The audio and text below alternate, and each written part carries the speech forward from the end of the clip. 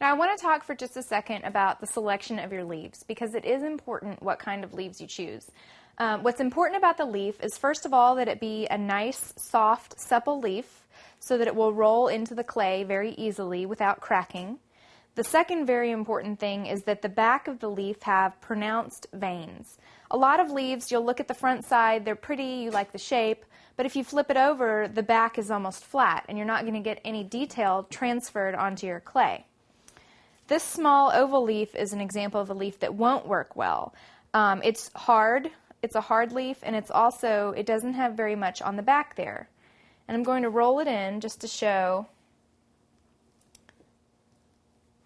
that there's not a whole lot of detail coming out of that leaf. So later on in the project, when we try to glaze that area, you're not going to see much at all. But then this leaf, which is a mint leaf, it has a lot of pronounced veins on the back of it. And if I roll that in there,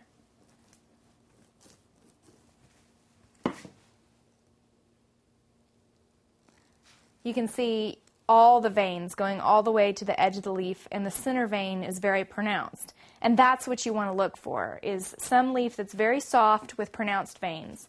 Maple leaves are excellent if you're looking for big leaves. Fig leaves are also excellent. There's plenty of different leaves that work really well, but those are two that I really like myself.